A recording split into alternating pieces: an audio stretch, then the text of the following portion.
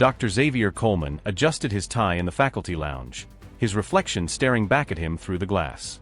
The morning sun cut through the window, casting sharp lines across the empty room. Today was his first day as a professor at Stanford Heights University, a prestigious institution known for its legacy, its traditions, and, something he had quickly come to understand, its unwritten rules. He took a deep breath, straightened his posture, and grabbed his leather briefcase. Whatever awaited him beyond that door, he was ready. At least, that's what he told himself. The walk to Lecture Hall B203 was quiet, almost deceivingly peaceful.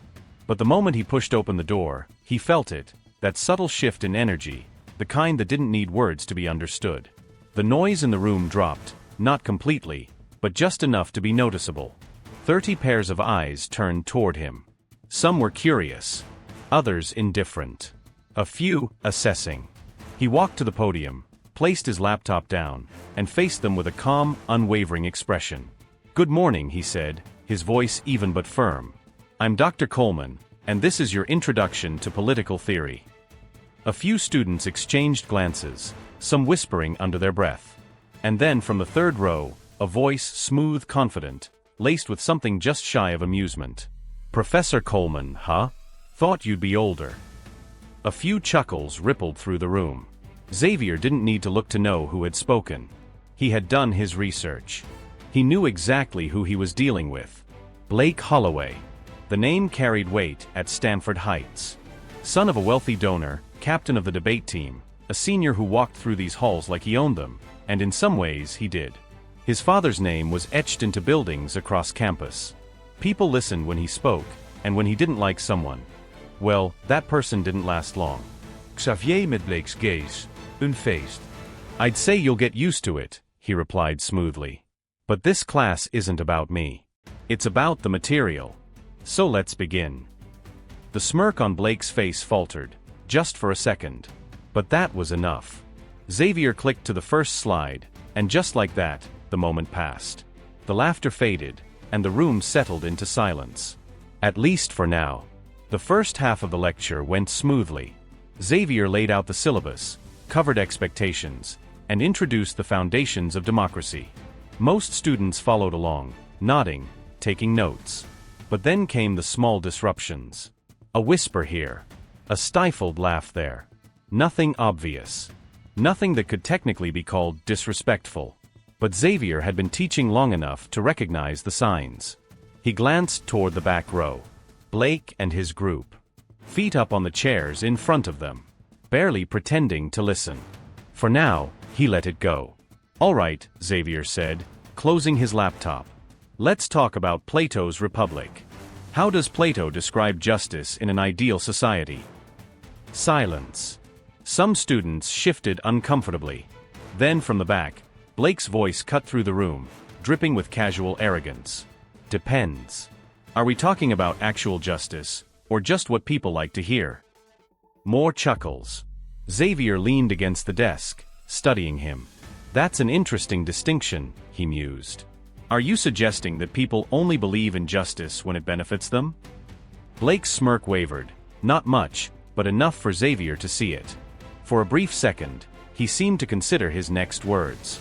Then, with a casual shrug, he said, "Just saying, some people get the job before they earn it." The room tensed. The meaning was clear. Xavier's jaw tightened, but he kept his expression neutral. This wasn't the first time someone had questioned his presence. It wouldn't be the last. "Merit," Xavier said, his voice even. "That's an old debate. Maybe one we should explore in next week's reading." Blake's smirk returned, but there was something different now. Something uncertain. He sat up just a little straighter. By the time class ended, students shuffled out, some giving Xavier polite nods, others avoiding eye contact altogether. As he packed his things, a voice spoke from the doorway. "Dr. Coleman?" He turned. A young woman stood there, clutching a notebook to her chest. Olivia Tran. "Yes. I just wanted to say, I thought the way you handled that was cool." He smiled. "Thanks, Olivia. See you next class." She nodded and left. Xavier exhaled, rolling his shoulders. It wasn't the first time he had been tested. It wouldn't be the last. But something told him this was only the beginning. Dr. Xavier Coleman pushed open the door to Lecture Hall B203, and for a brief moment, the world seemed to pause. The hum of conversation dropped, not entirely, but just enough for the shift in energy to be noticeable. 30 pairs of eyes turned toward him, some filled with curiosity, some indifferent, and others, assessing. Xavier kept his expression calm as he strode toward the podium, setting down his leather briefcase and opening his laptop. He had been here before, not this classroom, not this university, but this moment. The unspoken test. A new professor. A young professor. And a black professor at that. He adjusted his sleeves, scanned the room, and finally spoke, his voice even and firm. "Good morning. I'm Dr. Coleman, and this is your introduction to political theory." A murmur rippled through the students. A few whispered to each other, exchanging knowing glances. And then from the third row, a voice, smooth, confident, just loud enough to command attention. "Professor Coleman, huh?" The speaker leaned back in his seat, stretching his long arms over his head before crossing them casually over his chest. His smirk was deliberate, practiced, like a man used to getting reactions. "I thought you'd be older." A few chuckles. Nothing loud. Nothing disruptive. But enough. Xavier met his gaze without hesitation. He knew that face, even if this was their first time speaking. Blake Holloway. Son of a wealthy donor, captain of the debate team, and one of the most influential seniors on campus. He was the kind of student who wasn't just respected, he was feared. Professors tolerated him because they had to. Administrators looked the other way because of his father's money and influence. Xavier had read about him before stepping into this classroom. And now, Blake was studying him too. Measuring him.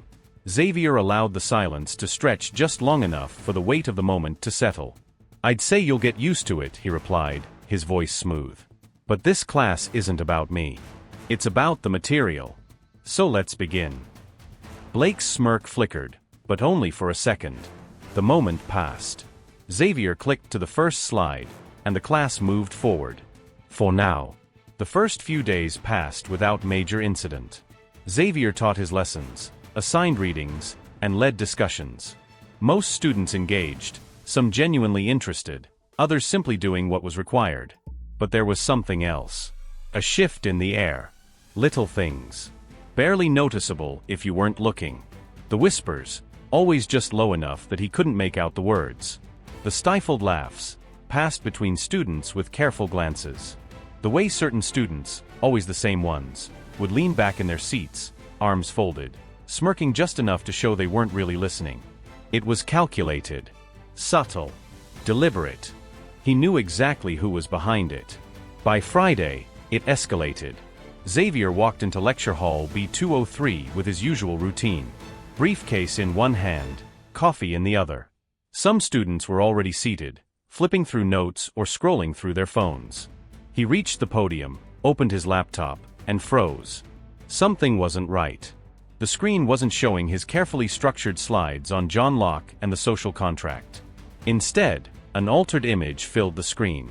His own face, photoshopped onto the body of a janitor, a mop in hand, standing in a dimly lit hallway. For a brief second, silence. Then, laughter erupted. Loud mocking from the back row. Xavier's jaw tightened, but his face remained neutral. He knew better than to react impulsively. Instead, he let his gaze sweep across the room, settling on the one person who wasn't laughing, but smirking. Blake leaned back in his chair, arms crossed, amused. "Professor," he called out, feigning curiosity, "is this today's lesson? Didn't realize we were covering workplace hierarchy." More laughter. A few students exchanged nervous glances, sensing the tension thickening in the air. For a moment, Xavier considered his options. He could report the incident to campus IT, have them trace whoever accessed his slides. He could demand answers, threaten academic consequences. But that's exactly what they wanted, a reaction. A scene. Something they could twist into a joke, make him look oversensitive, like he couldn't handle a little fun. He wouldn't give them that.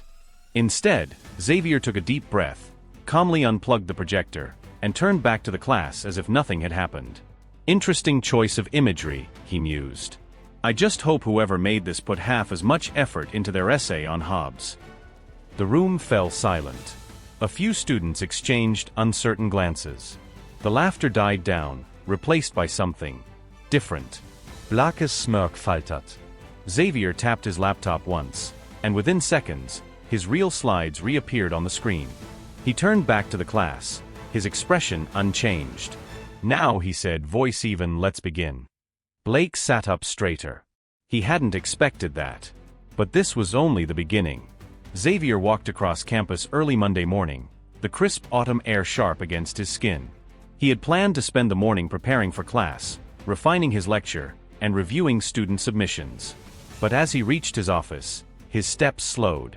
Something was wrong. The door. The smooth wooden surface was now smeared with thick red marker, the letters jagged and aggressive, as if written in a rush, but with undeniable intent. Fraud. Unqualified. Go back where you belong. Xavier exhaled slowly, his jaw tightening. He scanned the hallway. Empty. Whoever had done this had made sure no one was around to witness it. He clenched his fists, then forced himself to relax. This was what they wanted. A reaction. Outrage. A confrontation. A scene. Instead, he pulled out his phone, snapped a photo, and calmly walked away. 10 minutes later, campus security arrived. The officer, a stocky man with thinning hair, scratched his chin as he looked over the vandalism. "Probably just some dumb kids messing around," he muttered, his voice indifferent. "You want us to file a report?" Xavier studied the officer's face. There was no urgency. No real concern. "Yes," he said, his tone sharp but controlled. "And I want a copy for my records." The officer shrugged. "Sure thing, Professor." As the officer walked away, Xavier leaned against his desk, staring at the words still fresh on his door. They wanted him gone. That much was clear. But he wasn't going anywhere. By Tuesday, the hostility had become undeniable. The classroom had turned into a battlefield, not of words, not of ideas, but of silent defiance. It started with small things. Blake and his group would sit in the back row, lounging in their seats, feet up on the chairs, smirking like they had nothing better to do. They barely pretended to take notes. Instead, they exchanged whispers, passing remarks just loud enough for others to hear but never quite enough to be called out. Then came the yawning. It was subtle at first. Blake stretched dramatically in his seat, letting out an exaggerated sigh. "Sorry, Professor. Just trying to stay awake." A few chuckles. Xavier ignored it. Then another student did the same. Then another. Within seconds, half the back row was mocking him, yawning, stretching, shaking their heads like the lecture was unbearable. Xavier closed his laptop. The room went silent. He walked slowly around his desk, scanning the room before stopping in front of Blake. "You bored, Mr. Holloway?" His voice was calm, but there was an edge to it now. Blake shrugged, his usual smirk still in place. "Just saying, some professors know how to keep a class engaged." Xavier nodded, his expression unreadable. "That's fair," he said simply. Then he turned to the rest of the class. "Anyone here who wants to leave, go ahead. Right now. No penalty." No one moved. A few students exchanged uncertain glances. One girl shifted in her seat as if considering it. But not a single person stood up. Xavier looked back at Blake. "Looks like engagement isn't the issue, is it?" Blake's smirk slipped, just for a second. Xavier turned and walked back to the podium. "Now, let's continue." The games were over. But the real fight hadn't even begun. By Wednesday morning, Xavier thought he had seen it all. The whispers. The vandalism. The classroom antics. But nothing could have prepared him for what happened next. His phone buzzed. A new email. Subject: Urgent Complaint, Dr. Xavier Coleman. His stomach tightened. He clicked it open. "Dear Dr. Wright. It has come to our attention that Dr. Xavier Coleman has been engaging in unprofessional behavior, showing clear bias towards certain students, and failing to maintain a fair academic environment. Several students have expressed concerns about his ability to conduct himself appropriately as a professor. We urge the administration to investigate these claims." The message was unsigned. But Xavier wasn't an idiot. Less than an hour later, he sat across from Dr. Ellen Wright, the department head. She tapped a pen against her desk as she skimmed the complaint. "These are serious accusations," she said finally, setting the paper down. Xavier folded his hands. "And they're completely false." Dr. Wright sighed, rubbing her temple. "I believe you, Xavier." She leaned back in her chair. "But things like this, they don't just disappear." Xavier felt his pulse pounding in his ears. "So what are you saying?" "I'm saying," she paused, choosing her words carefully, "you need to be smart about this." Her voice dropped lower. "If someone wants you gone, they're not going to stop here." The weight of her words settled between them. Xavier sat back, staring at the ceiling for a long moment. He had two choices. He could back down. Or he could fight back. And he had a feeling that if he chose the second, he had no idea just how far things were about to go. Xavier sat in his office, the overhead light casting a dim glow over the desk cluttered with papers and his laptop screen still open to the complaint email. He had spent years building his career, dedicating himself to his students, to his field. And now, a privileged group of students had decided they could erase him with a few well-placed lies and a smear campaign. For a moment, he simply stared at the screen, his fingers hovering over the keyboard. The old instinct, to keep his head down, to wait for it to pass, to trust the system, itched at the back of his mind. But then he thought about the red words scrawled across his door, the laughter in his classroom, the smug look on Blake's face. They wanted him to leave. They wanted him to be afraid. And that was exactly why he wasn't going anywhere. He wouldn't fight this in silence. He wouldn't let them control the narrative. If they wanted this to be public, then public it would be. He reached for his phone, his heartbeat steadying as he opened the camera. He hit record. "This is what happens," he began, his voice level, "when you challenge the system." The words came naturally, not scripted, not rehearsed, just the truth. He laid it all out. The unedited videos from his lectures, the yawning prank, the speaker hack, the moment Blake accused him of being unqualified. The screenshot of his vandalized door, the email accusing him of bias, the false complaint that had been filed against him. He didn't speculate. He didn't call names. He simply presented the facts. And when he finished, he let the evidence speak for itself. "This isn't about me," he said in closing, his gaze steady. "It's about what happens when someone doesn't fit the mold of what people expect. It's about power, about control, about who gets to decide who belongs." He let a small pause hang in the air before adding the final words. "Respect isn't given. It's earned. And sometimes, it's taken."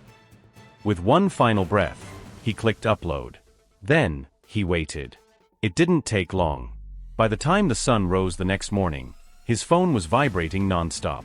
He reached for it, blinking away exhaustion as he checked the notifications. 250,000 views. His inbox was flooded. Some messages were supportive, students from other universities sharing their own experiences of bias and mistreatment. Others were vicious, calling him weak, a fraud, someone who couldn't handle a little pushback. And then there was one email that stood out. Subject: urgent, university response required. It was from Dr. Ellen Wright. "Xavier, please come to my office immediately. We have a situation." He was already reaching for his coat before he finished reading. As he walked across campus, he felt it, the shift. Students whispered as he passed, some looking away, others meeting his gaze with something closer to respect. Some nodded. A few even murmured apologies under their breath. And then, near the entrance to the administration building, he saw him. Blake Holloway. Standing with his arms crossed, watching. For the first time since this started, he wasn't smirking. Xavier didn't stop. He pushed open Dr. Wright's office door without knocking. She was already at her desk, phone in hand, stress etched across her features. "Shut the door," she said. He did. She exhaled. "Your video is everywhere." "I know." She turned her monitor around. Trending hashtags. News headlines. Tweets from journalists, alumni, even other professors from across the country. Hashtag Stand with Coleman. She pinched the bridge of her nose. The university board wants this handled quietly, but Xavier, this isn't just an internal issue anymore. Journalists are calling. Parents are calling. He blinked. Journalists. Yes. Your story hit Twitter last night, and there's already a demand for an investigation.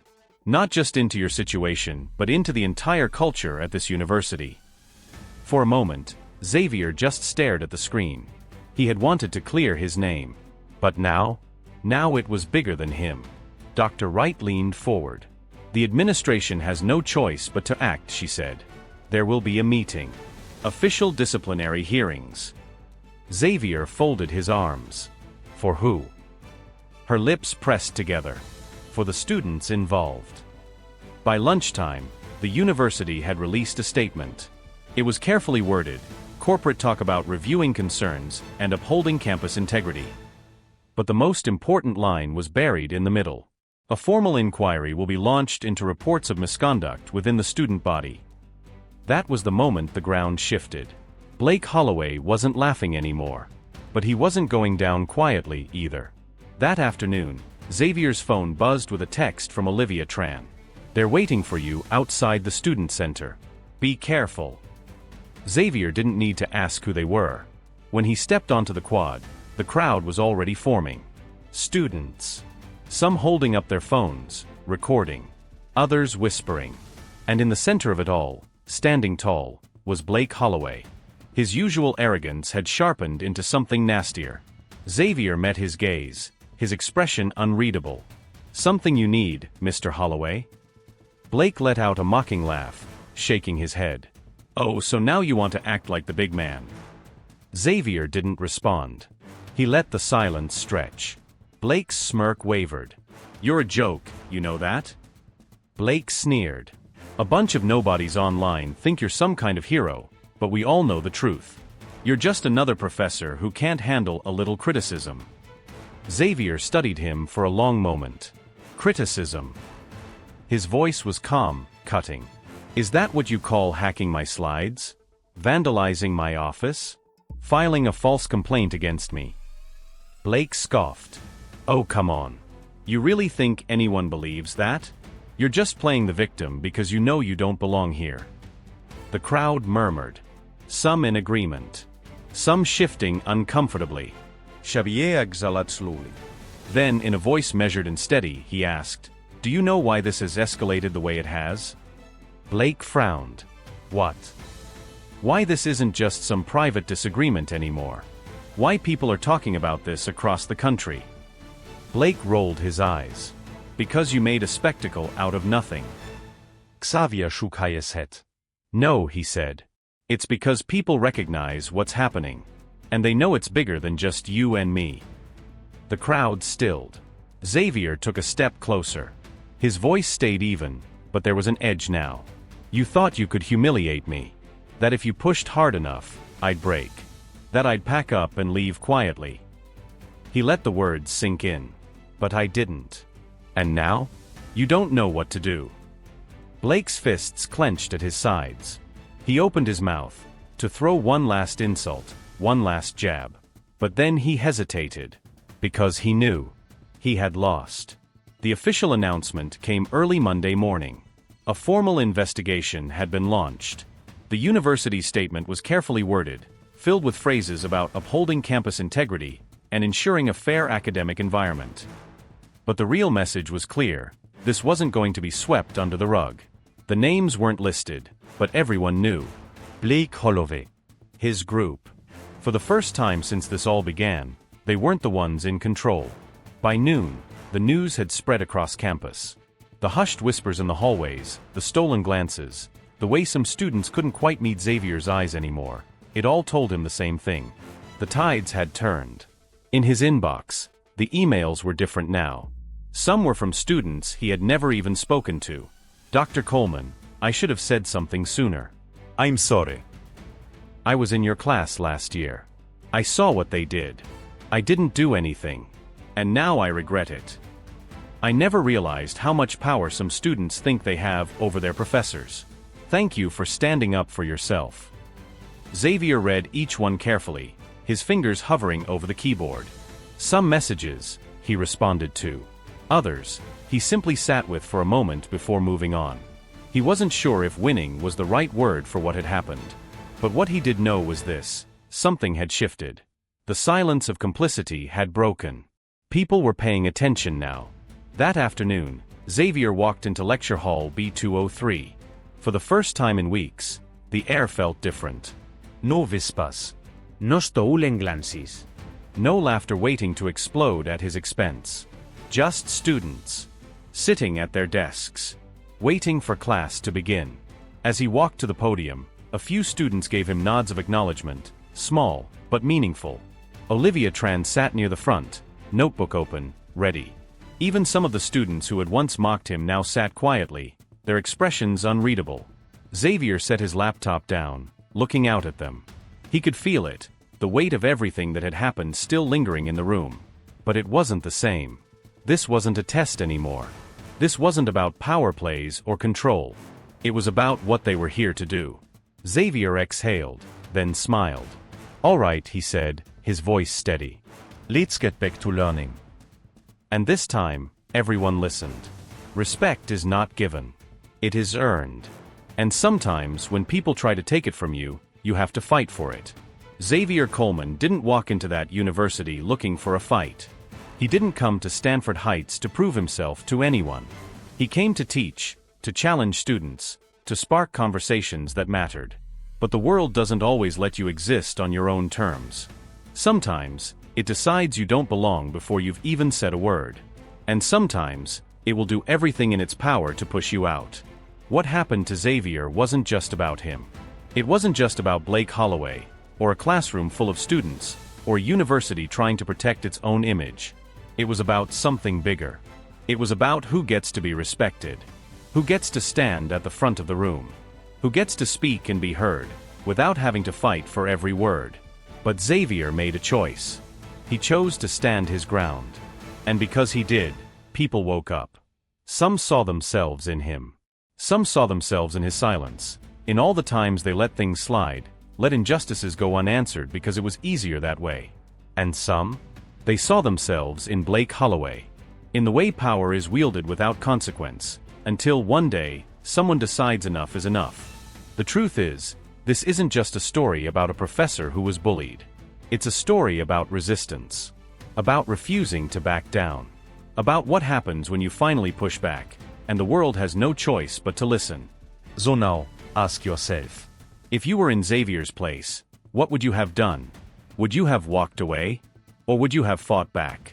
Because sometimes, the only way to earn respect is to demand it. Let me know your thoughts in the comments. And if this story resonated with you, share it. Because the more people who hear it, the harder it becomes to ignore. If this story made you think, don't just scroll away, take action. Like this video to help spread awareness. Share it with your friends and family, because conversations spark change. Comment below and tell us your two cooks. Have you ever witnessed an abuse of power? Let's talk about it. Follow our channel for more powerful real-life stories. And turn on notifications so you never miss an update. Change starts with awareness. Awareness starts with you. Be part of the movement.